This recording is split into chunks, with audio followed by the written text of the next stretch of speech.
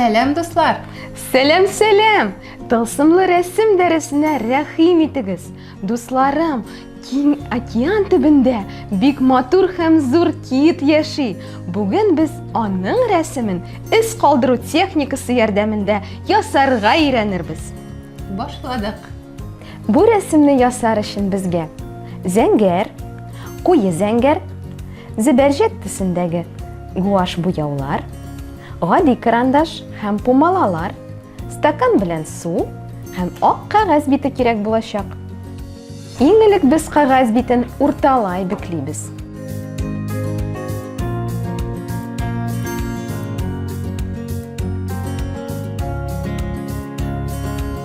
Аннары аны ачып куябыз. Гади карандаш алып, рәсемнең өске өлешендә кит сурәтен ясыйбыз.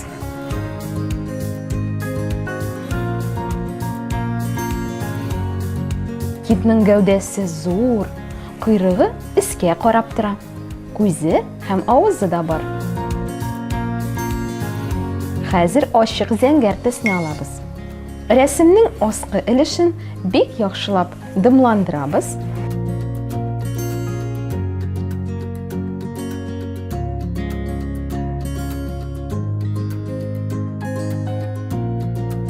Һәм матур итеп диңгез рәсемен ясыйбыз.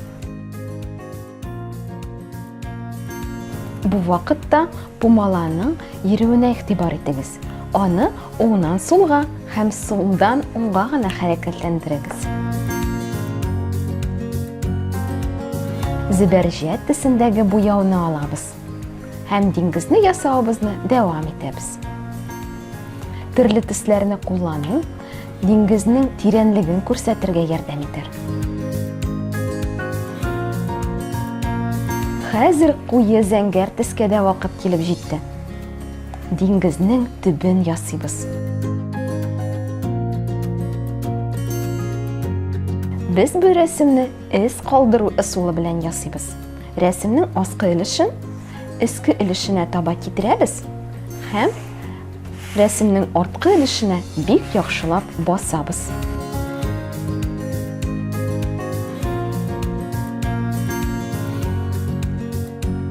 Зәңгәр диңгез һәм иксез-чиксез күк йөзе килеп чыкты. Рәсемебез киткән арада кит турында видео карап китик. Зәңгәр кит. Зәңгәр кит җир йөзендәге иң зур хайван. Әйе, ул балык түгел.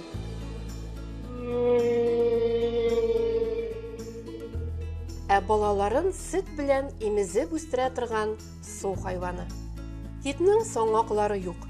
Ул баш түбәсендәге кечкенә тишекләр ярдәмендә сулый. 40 минут буе су астында йөзә ала.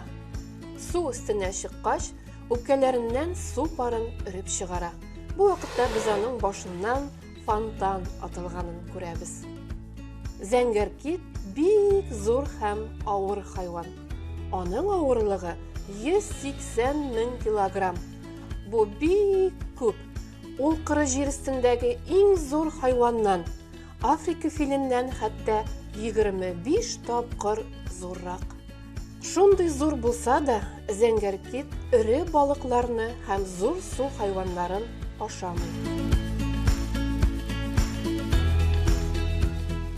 Ә судагы вак балыклар, креветкалар крил белән туклана.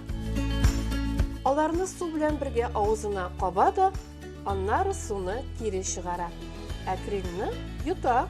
Көненә 40 миллион крил ашый.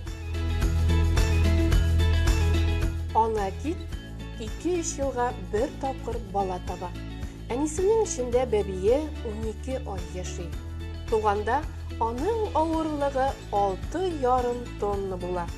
Бу 7 җиңел машина авырлыгы кадәр. Мондый зур авырлыктагы бәби көненә 500 литр сөт эчә. Зәңгәр кит бик зак яши. Дөньядагы иң карт китка 110 яшь. Бу су хайваннарын төньяк Боз океаныннан кала барлык океаннарда очратырга мөмкин. Дуслар, зәңгәр кит турындагы видео сезгә ошагандыр дип өметләнәбез. Ә без дәвам итәбез. Уртача зурлыктагы помаланы алып, зәңгәр буяу белән кит сурәтен ясыйбыз.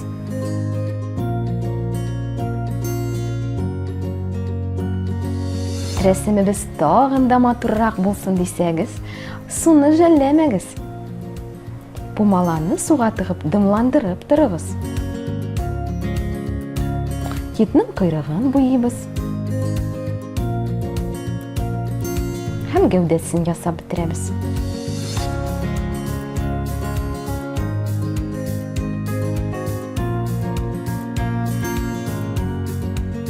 Китнең аскы өлешен буямыйча ак итеп калдырабыз.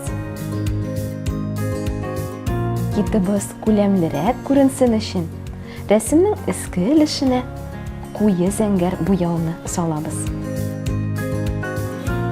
Бу вакытта гуашны жәлләмичә ясагыз, аны күп итеп алыгыз. Эс калдыру ысулы белән рәсемне тагын икегә бүклибез. Һәм өстеннән каты итеп кул белән йөртеп чыгабыз. Китнең судагы шәүләсе дә барлыкка килде.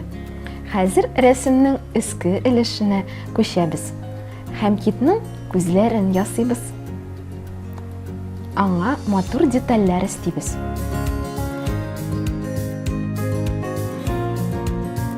Китнең йөзү өчен җайлаштырылган канатларын ясыйбыз. Менә шундый матур зәңгәр кит килеп чыкты. Мондый эс калдыру ысулы белән башка предметларны да ясарга мөмкин.